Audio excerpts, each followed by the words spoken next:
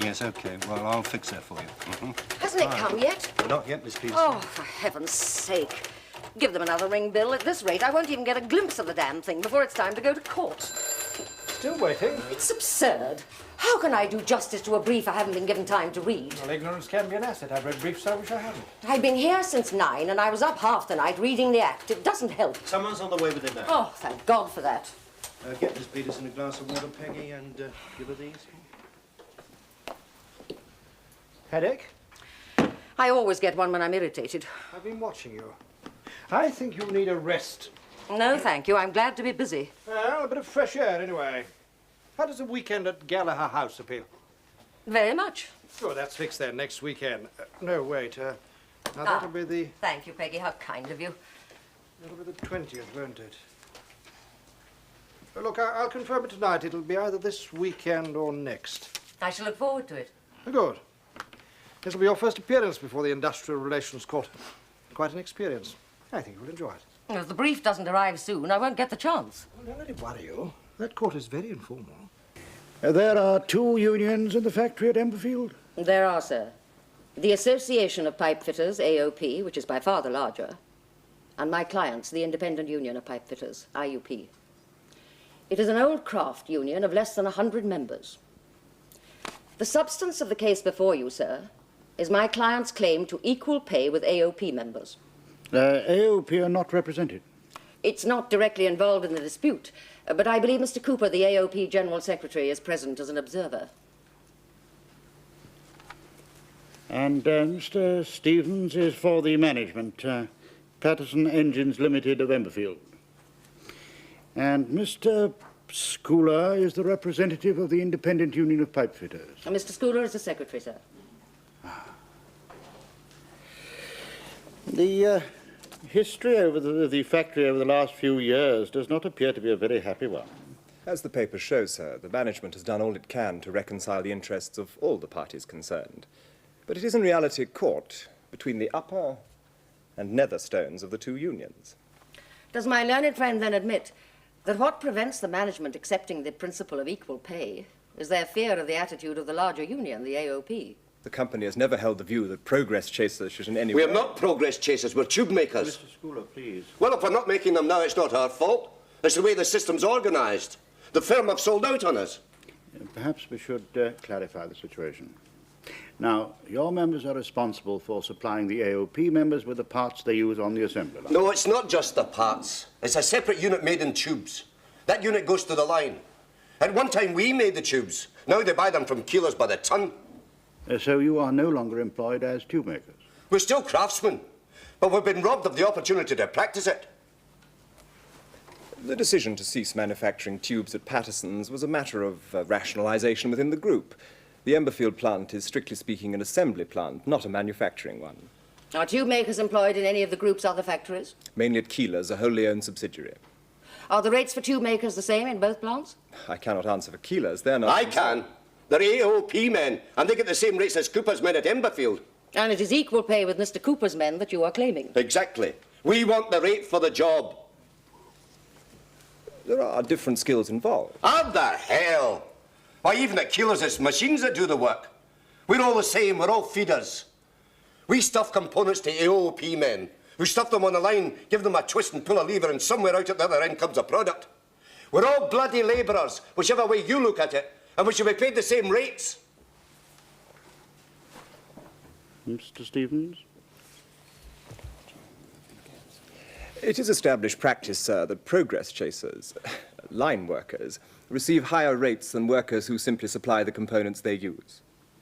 The number of Mr. Schooler's men involved is less than 100. Without their cooperation, as the present strike amply shows, the factory cannot operate. Surely it's in the management's interest to concede the justice of Mr. Schooler's claim. It's a small price to pay for industrial harmony. Mr. Schooler is, I am sure, aware that a contract exists between his union, the IUP, and the management. In that contract, terms of employment for his members were agreed. The management asks that they honour it. The AOP, the larger union, objects to parity being conceded to the IUP. I have reason to believe so, yes. Would they strike if it were conceded? As I mentioned earlier, the management has to face this fact. If my clients agreed to amalgamate, federate, be taken over, call it what you will, by the AOP so that all workers in the factory were represented by the same union, would the management then concede parity? That's a hypothetical situation beyond the scope of my instructions. But surely you would agree that the management were faced with a simple choice: to fight the bigger, or, as they have chosen, the smaller union. One may sympathize with their dilemma, but it doesn't make their choice a just one. I submit, sir, that this is not a case of the management being caught between the upper and nether stones. It is rather my clients who are in that unhappy position, with Mr. Cooper's union and the management attempting to grind them into oblivion. I think it would be as well if we were to adjourn for lunch. We'll resume again at 2. All stand.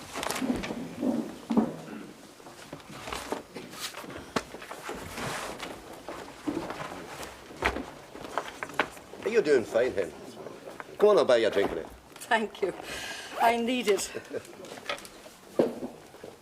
Saying all that bit of stuff for the barmaid, eh? It's going to find out. It's going to. Feel it. There you are. Thank you. Slan Cheval. Cheers. Is this your usual pub? More or less. Well, what happens now? I rather committed myself with that grinding to oblivion remark. Well, that's how it is. And why shouldn't you commit yourself? Oh, I've no time for equivocators. You don't work in the courts. That's a queer sort of life for a woman. Hey, what do they call you? I mean, your Christian name. What's that? Well, What? I'll put you out. Why isn't it done? There's some great sacred tradition forbids it.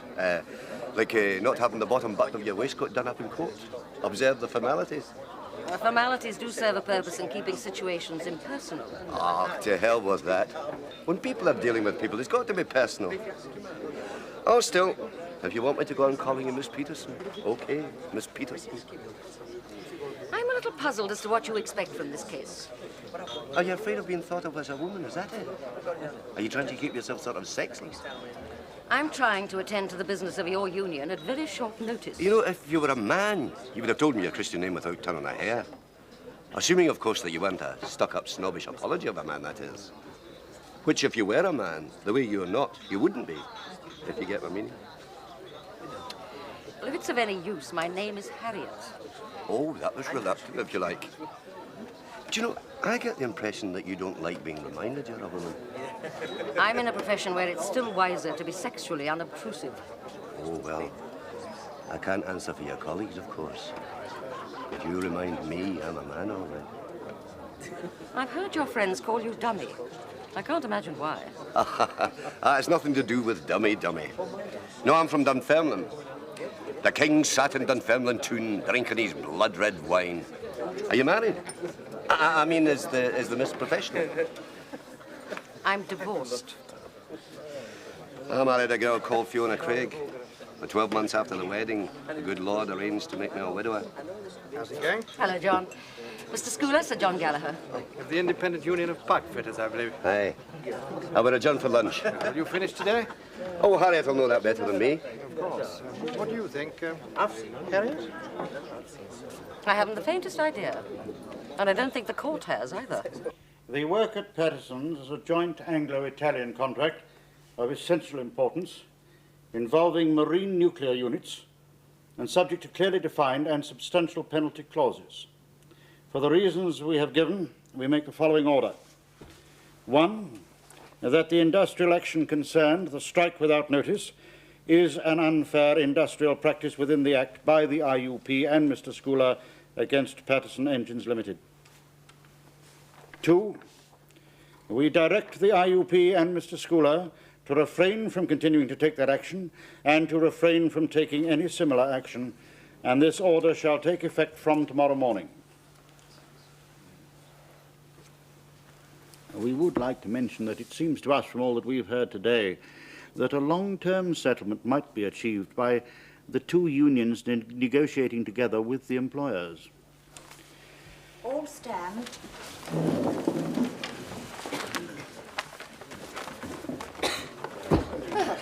That's that for now. Not bloody likely. We want nothing to do with that. That's what Cooper wants. What happens if we don't resume work? A fine, probably. Repeat it until you do.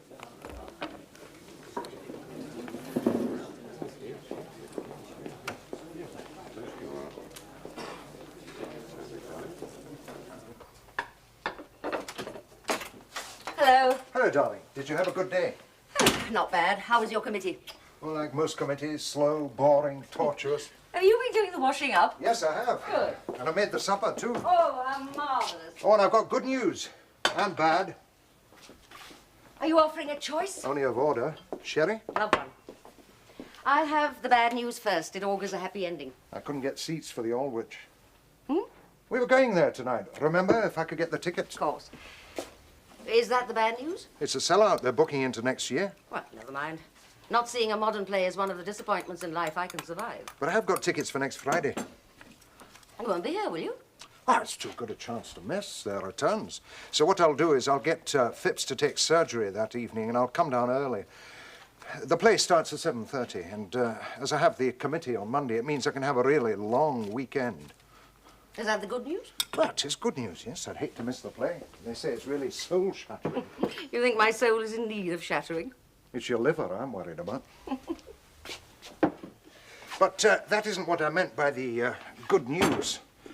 I think I can put you on to a daily. Oh!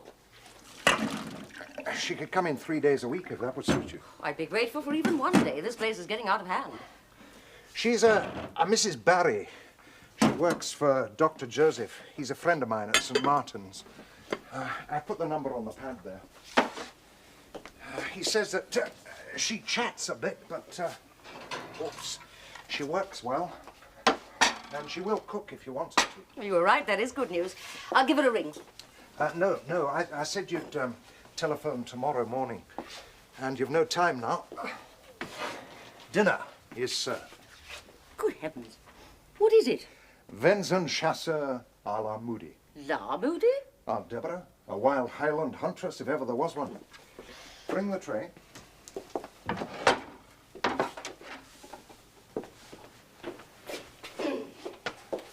There. That'll make up for missing the play. Oh, have you done? Aye. Oh, you can take it away. Are the kids down? Yep, went down easy for once too. Well, let's get this cleared up before the lads arrive.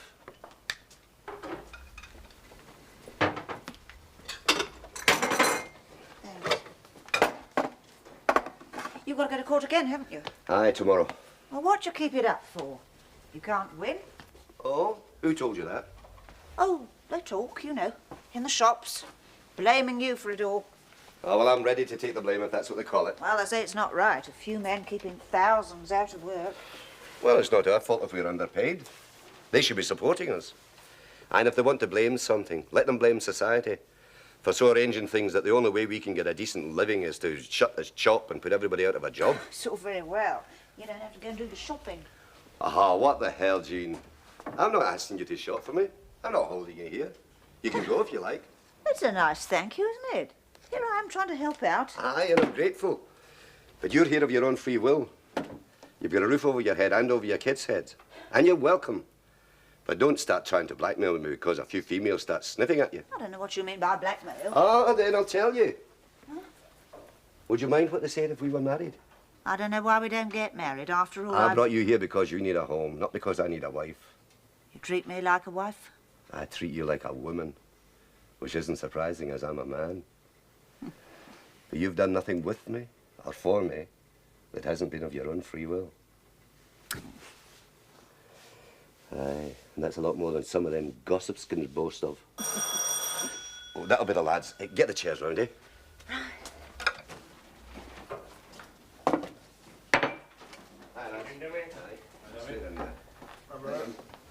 Hello, General. Oh, no, Tom. Hi, Jean. Hello, Brian. Hello. Right, let's get seated and we'll get started.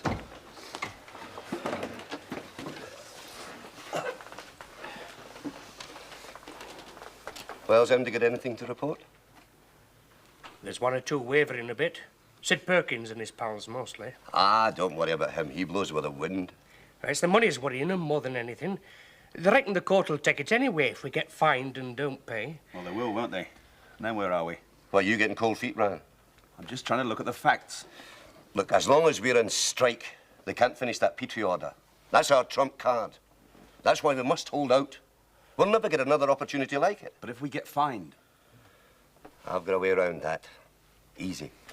Hey, Jean. Yeah? Get the bag, will you? We've got to see that it's all done officially, according to the rules.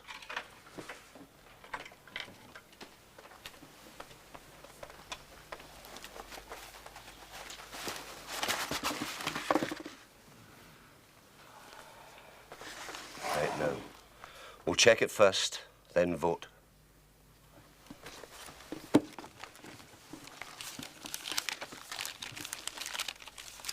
What you're saying is that once you finish the Petrie order, you won't be needed in the factory. Well, not all of us. At least that's what we suspect. Then your dispute with Patterson's is not so much over parity as over possible redundancy. Our dispute's always been over parity. We've been fighting for it for years. Why didn't you tell me? Redundancy could have been a strong argument. Aye, but it's a matter of tactics. There's a rumour, you see, that the management's up to something. Amalgamation takeover, we don't know. No, I've tackled them on it. And Cooper of the AOP, who I reckon knows more than he'll let on. But they deny it. Now, and I hope you can understand all this. If there are going to be redundancies, it's unlikely to be confined to our members. Cooper's lot's bound to be affected too, and they'd strike just as we would. Now, you see that? Right, well, we can fight that battle when we come to it, and we don't have to fight it alone. But as far as the parity's concerned, we get no support from Cooper and his lot. They want to keep the differential. So we have to fight them as well as the management. And we'll never be in a better position than we are now, with that Petrie contract hanging on a penalty clause. But if you do get parity, the AOP will strike, so as far as the management's concerned, it's jumping from the frying pan into the fire. Do you think I should sympathise with them? Listen, that contract's worth £2.5 million. Now, I don't know how much of its profits are going to the shareholders, but the chairman takes £25,000 a year. He can arise of 5,000 6 months back. And there are 8 other directors taking £35,000 between them, and so on down the ranks until you get to us. We get £21.30 a week after deductions, about as much in a year as the chairman gets in a fortnight. That rise he got is 4 times a year's wages for us. I sympathise, Mr. Schooler, but I'm a barrister, not a moral crusader. And I'm a communist. Oh, I know that's got nothing to do with you, but I will let you see where my sympathies are. Well, we must get to court. Don't you ever get any feeling for what you're fighting for? Judges are not impressed by feelings, only logic.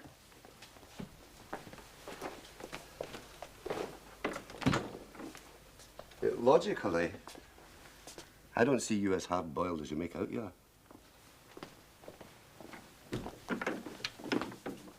It is my client's case, sir, that the dispute concerns a question of parity, which they are determined to achieve as a matter of common right. But the stop order has been disobeyed. With respect, sir, my clients see the dispute as a matter of principle.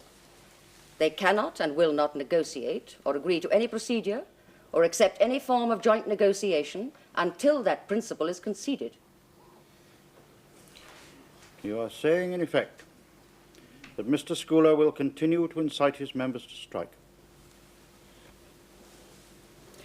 With respect, sir, I'm instructed that without an immediate agreement on pay, my clients cannot stop industrial action. You will have advised them of the consequences of their attitude. It is an attitude they take with the greatest reluctance, sir, but they are convinced of the justice of their claim. That may be so, but the authority of this court must be upheld. We shall retire to consider what action is necessary. All stand.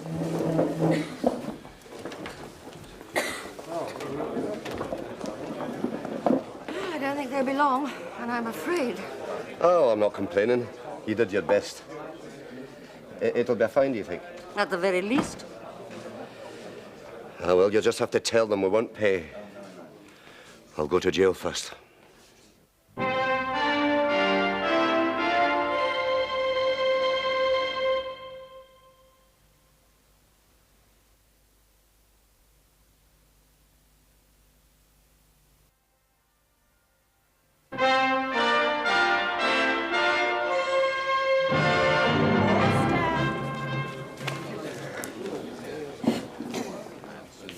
Brought your checkbook, dummy.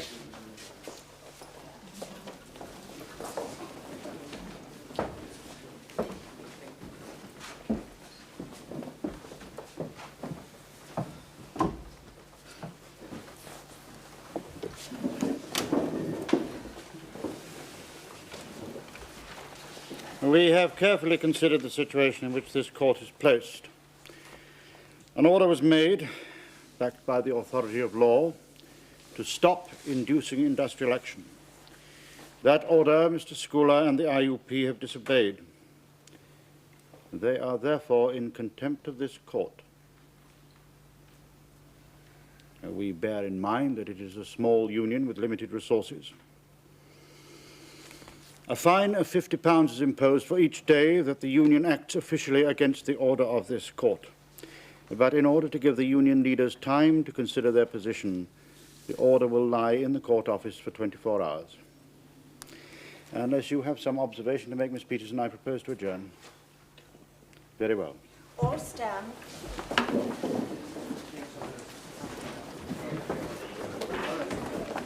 Why didn't you tell him we wouldn't pay? I prefer not to act hastily. I prefer not to be handling it at all. I don't have preferences, only cases. Oh, well, shall we go and have a drink on it then? I have to get back to chambers. Oh, that's too bad. Now, Mr. Schooler, if you have any fresh thoughts about the fine, you'd better let me know at once. At your chambers? I shall be there for the rest of the day. Hey, supposing I have fresh thoughts after office hours? Keep them to yourself until the morning. I'll be in just after 9.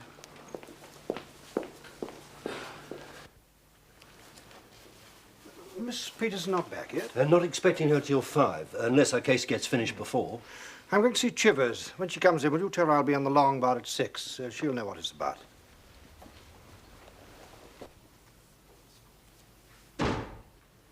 That'll be him, I expect. Oh.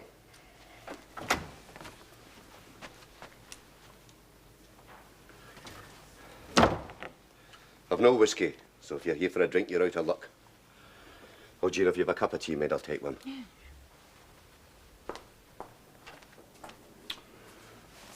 Are you taking your men back tomorrow? We go back when we get parity. Oh, be sensible, dummy. You can't win and you know it. If you pay your fine, you can't last above a fortnight. If you don't, they'll take your funds away and that'll be the finish of you. If it wasn't for you, we'd get parity tomorrow. I'm not a dictator. You know very well my members wouldn't stand for it. Aye, as a socialist, you're a bloody fine hypocrite. My members come before my politics. Oh, aye, you're right there. 3,500 a year and a car thrown in. Look, if I could get your bloody men parity, I would, but I can't, and you know it. Now stop being a stubborn, idealistic bastard and face facts. We've had 18 stoppages in the last 2 years, and all because of your bloody being your bonnet over parity. My lads are sick to death of it. Have you ever read The Christmas Carol? Oh, what the I know hell? there's a bit in it you want to ponder. It's about the insect on the leaf proclaiming about the too much life among his hungry brothers in the dust.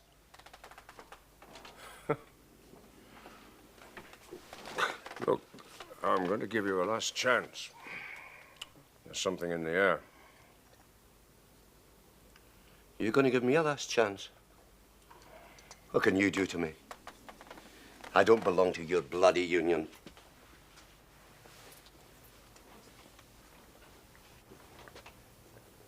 What's coming up? The managements have a mind to sack the lot of you. What, with $2.5 million at stake? Who's kidding who? They can't finish that contract without us. Well, it's in the air. I just thought you should know. Have they suggested that your members do our work? They know damn well I wouldn't let them. Oh, my Christ, you better not. I'd have the TUC on you. Look, I just thought you should be warned. Even Patterson's can be pushed too far. Now, if you'd agree to federate, form a joint negotiating body, and be patient, I promise I'll do what I can to get you equal pay. As long as we're on our own, we've got a chance. But 2 months in any committee with you, and what chance will the lads have then? A damn sight better chance than they've got now with you kidding them into actually believing in your communist heaven of equality. I preach equality because I believe in it. And so do the men. Oh, go and take a running jump in yourself. I'm wasting my time with you, And you're aren't I? right there. And you should have known that before you started. Odd as it may seem to you, I believe in helping the unlucky ones. And God knows the IUP are unlucky to be stuck with the likes of you. Not because you believe in equality, I believe in that myself. Because you're bloody fool enough to think you can actually get it.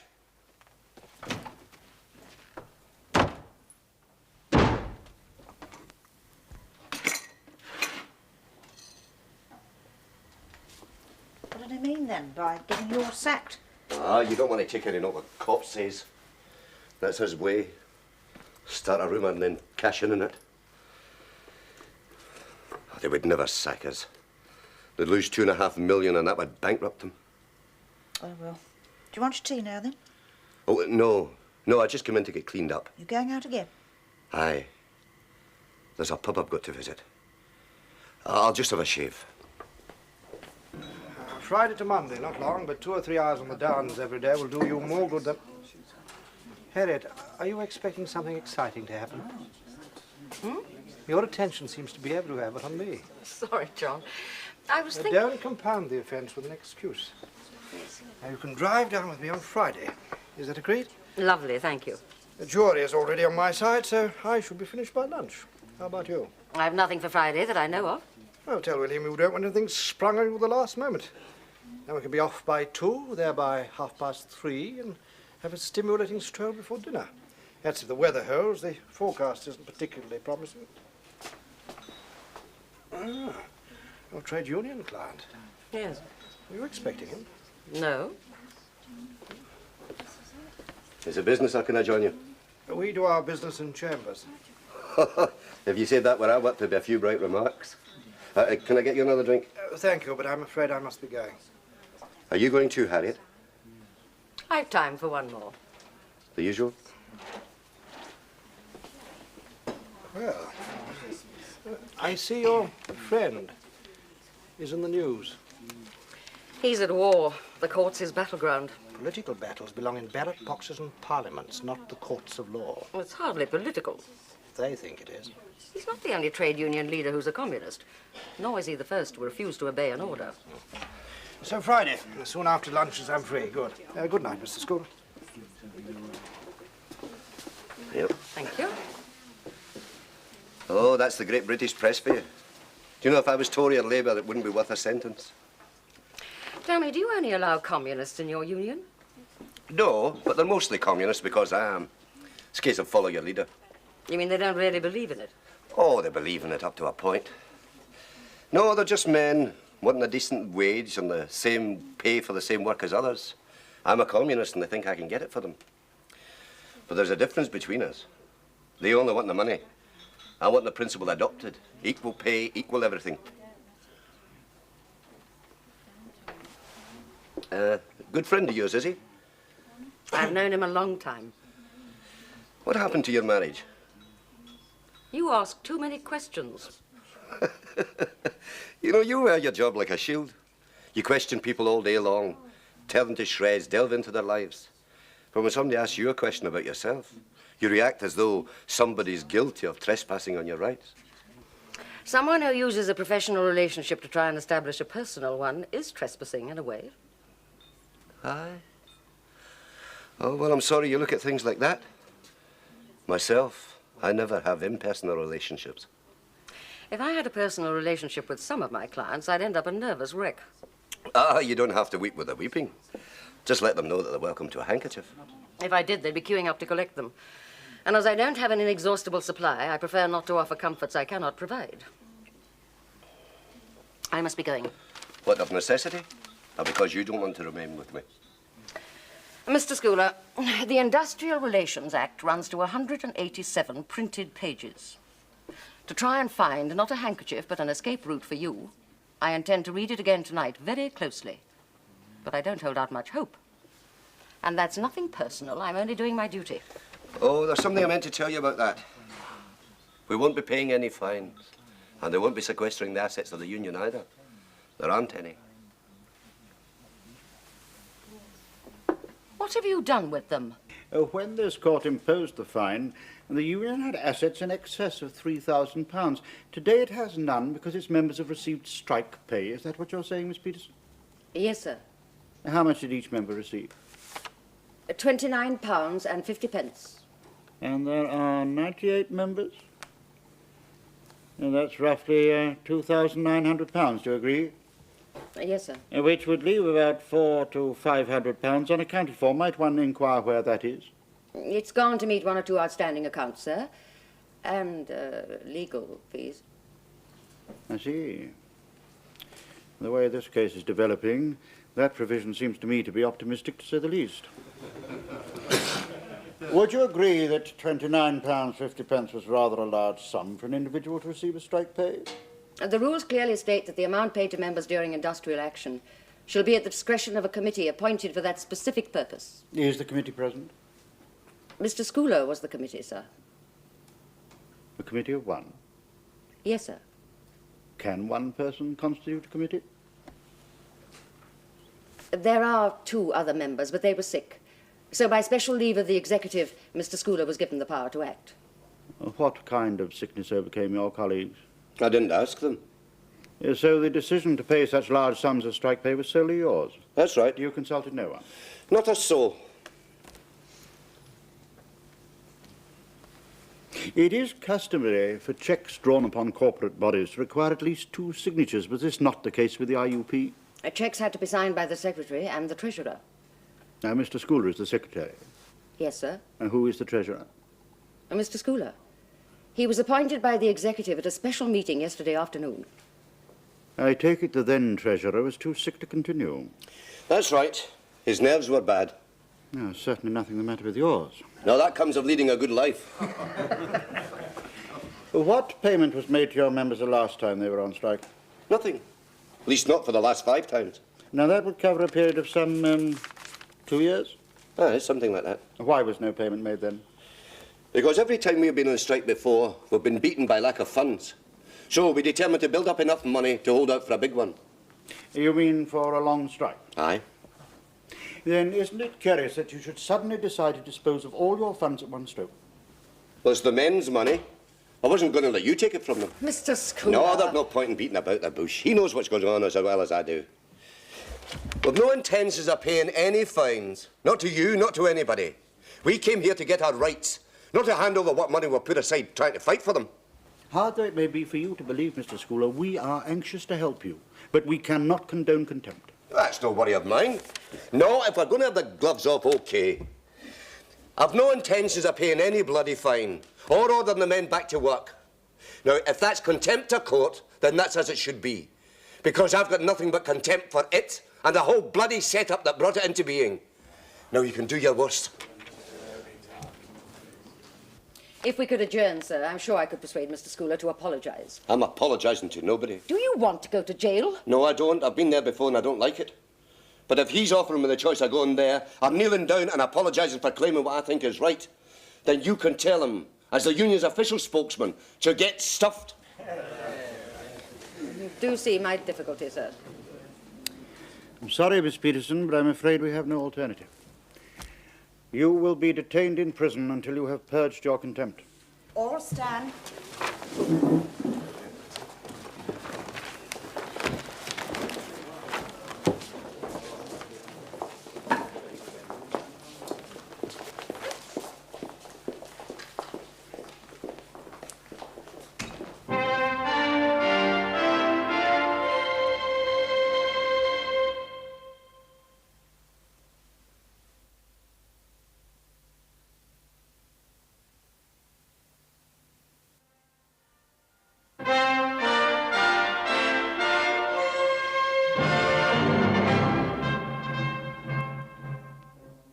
Sister brought him over from Hanover. He did the Duke of Cumberland's private gardens at Slosh. Now, this view is pleasant, don't you think? Lovely. Hinkleman is considered by connoisseurs to be far superior to Capability Brown. In fact, my grandfather always referred to the man as Inescapable Brown. Too many people used him. His gardens were everywhere. Lawn's a bit bare, John. You could do with a couple of gnomes. I don't think the fresh air is improving you at all. It's certainly impressive. Yes, I'm proud of it in my modest way. Can't really afford it, of course. You'll be surprised the sacrifices I have to make to keep it. Not at all, John. There's evidence of your poverty all around us. It's not much, but it's home. It's getting rather chilly, don't you think? I expect old Walker's having his afternoon snooze.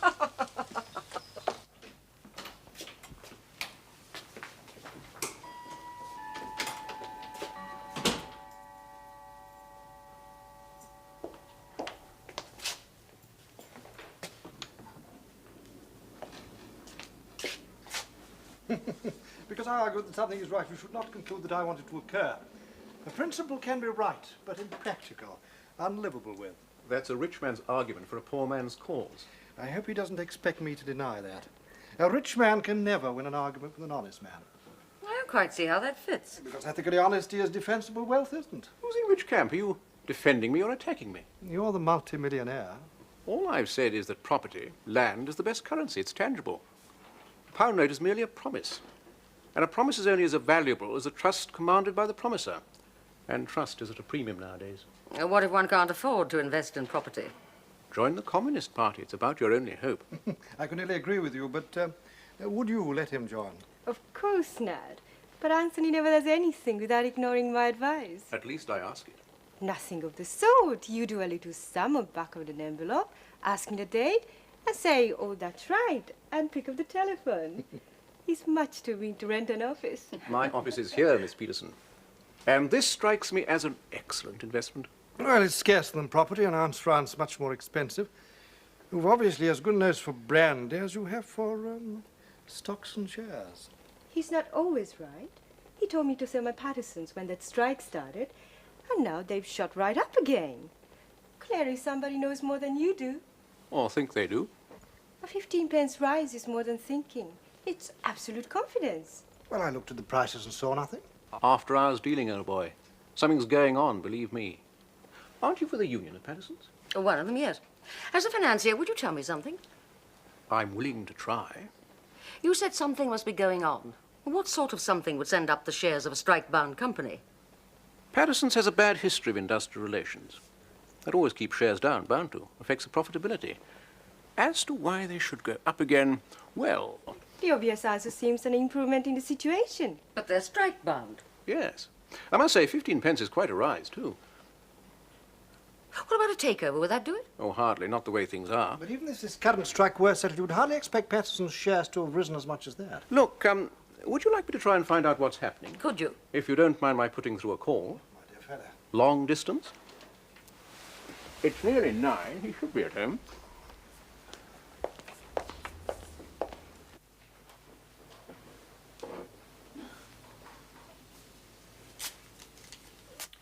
Yes, I'll think about it. Yes, thanks. Bye, Harry. Concept Minerals are doing a 1 for 3 scrip issue next month. Should be a good buy. What about Patterson's? Yes. Apparently they're withdrawing their complaint to the industrial court. He doesn't know why, but the rumor is that all striking members of the IUP have been sacked, and the Petrie contract completed in Italy by the Fabrizio group.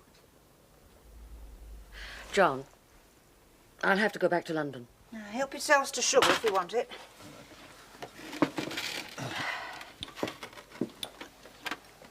Poor old Dammy be glad of a cat where he is, I bet. In or out, there's nothing he can do to help as far as I can see. I suppose Cooper's grinning his head off. He must have known what was going on.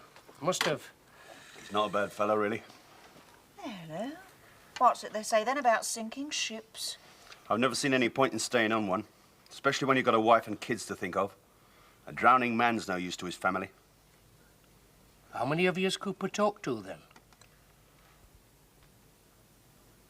All right, he's told me about Keelers. Who else is he?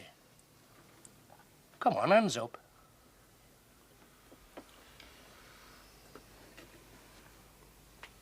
Yeah, what's going on? What about Keelers? There's 15 vacancies at Keelers. Trade opening, making tubes. Trade rates, more than we get here. More than we got here. Well, that's handy. And Cooper, he can fix it for you, can he? If we join the AOP. You don't have to. You can pay to charity. Well, he's certainly got his head screwed on, hasn't he? 15 jobs, and he's out to get 6 of them for the executive committee of the IUP. Well, where's Dummy coming? I mean, is he going to play Father Christmas to him too? Might do. No saying. You didn't think to ask him? Well, it'd be no waste of breath anyway, I suppose. I mean, you're not going to take the jobs. If you was us, knowing what it's like for work round here and with families to look after, what'd you do? I'm beginning to see now why Dummy won't get married. Like fighting with both hands tied behind your back.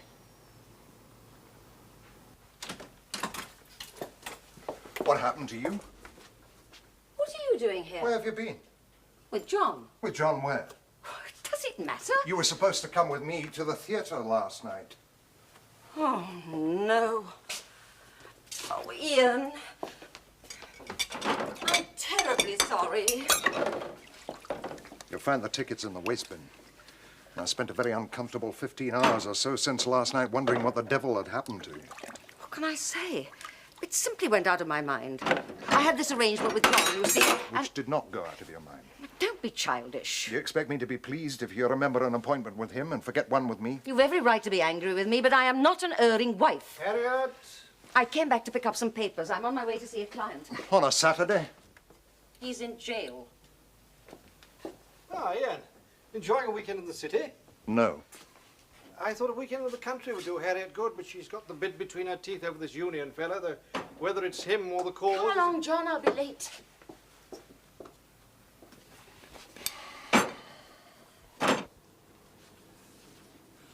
Who told you it was the Fabrizoi Group? Doesn't it make sense to you? Oh, aye, it makes sense, all right. That's a state-owned engineering complex outside Milan. Well, what it comes down to is Patterson's exporting an unfinished product to do us in the eye. Would Cooper let them? Oh, it's no skin off his nose. So what's unfinished? He's losing nothing. And it's a wonderful opportunity for Cooper to get rid of us. Jean came in and told me. Jean? The woman I live with. Or rather, she lives with me. A nice distinction. She told me my executive committee's joining Cooper's union to work at Keeler's. Typical bit of divide and rule. Well, at least they've got work. Oh, I'm not blaming them. Work's work and a man's got to live. But it still leaves the rest of my men on the scrap heap. I've got that on my conscience. I don't know what effect this will have on the court. I'm not apologizing, and that's flat. They can keep me here till doomsday. You don't get me crawling to them for speaking my mind. If you could bring yourself to make even the smallest gesture, I'm sure the judge would respond. I'm not budging an inch. And it's a matter of principle with me, not to say what I don't mean. Well, will you make it a matter of principle to keep your mouth shut in court? I am paid to do the talking. Aye, all right. That's good union principle. Never take the work from another. Are you sure it was the Fabrizoi Group the units are going to? That's what I was told. But I can't be sure. Aye, if they're going anywhere, that's where they will go. Look, I'll see you in court. Oh, can you hang on? I've got a bit of work I'd like you to do for me. Hello, where's Dummy? Will you be offering him a job at Keeler's? Oh, well, I'll do what I can for his chums, but Dummy? Oh, dear. No, Dummy's great. He's a good man. Could be a saint. He wants his own kind of heaven, but then so did Lucifer. And even God couldn't face a challenge like that. No, I don't run a union to achieve moral revolution. It gets in the way of the pay packet. The pay packet of the largest number. How else can you work it?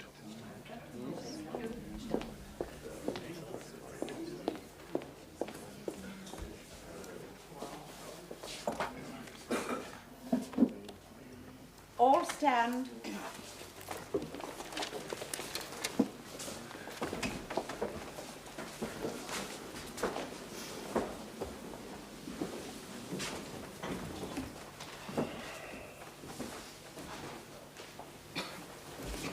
Is that for me? Sent to Chambers.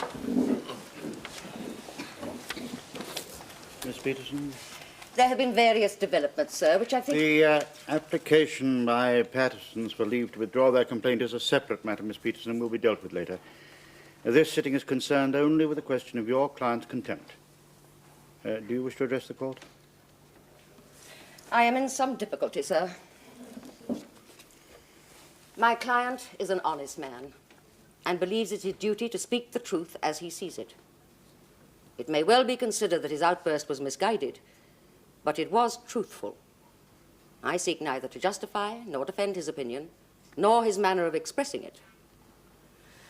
To obtain his freedom, my client has to apologize to the court, to say that he's sorry he spoke the truth. He is not sorry. I am therefore in the position of having to advise my client either to lie and obtain his freedom, or remain faithful to his conception of the truth and stay in prison. Your client sees a problem where one does not exist. As a court, we are not concerned with his dilemma. Standing, as we do, somewhere between the individual and the state, we are concerned only with the administration of the law.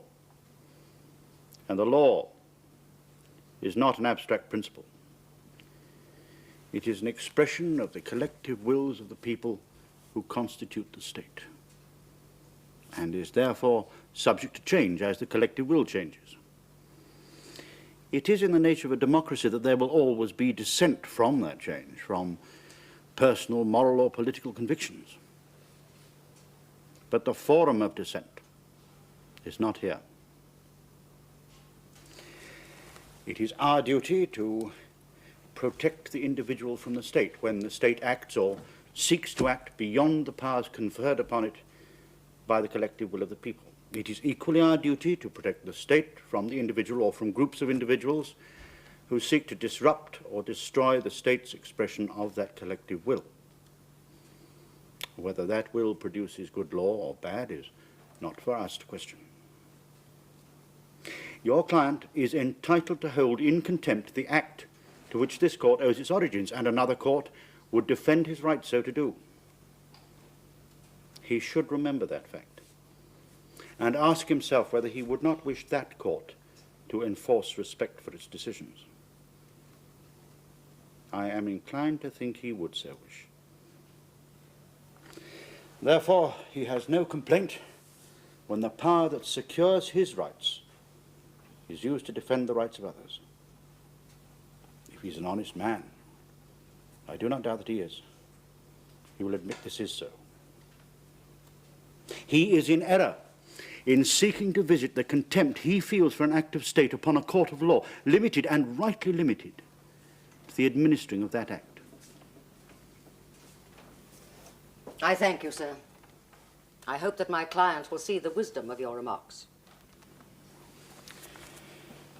In any other court, I would not consider that the 3 days that Mr. Schooler has spent in prison sufficient to purge his contempt without apology. But we are conscious that it is our duty, within the provisions of the Act, to assist the parties coming before this court to solve their differences.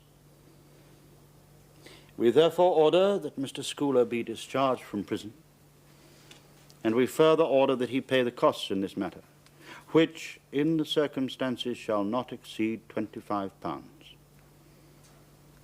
I trust that he will see the virtue of this judgment and pay the costs. If he does not see fit, appeal to a higher court is open to him. All stand.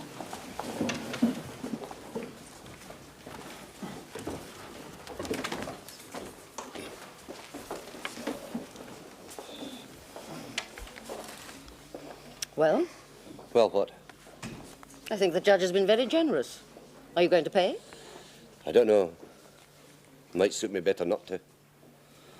On the other hand, I've got a bomb here. It's just when's the right time to let it off. What sort of bomb? You were right about it being the Fabrizoi group. This message states that the largest union in the Fabrizoi group will come out and support us. And they're going to black the work from Patterson's. Aye. The employers are going to learn that it's not only companies that can go international. I might have lost a battle, but it started a war. If you've come to offer me a job, the answer's no. That's just to show that we can do without martyrs.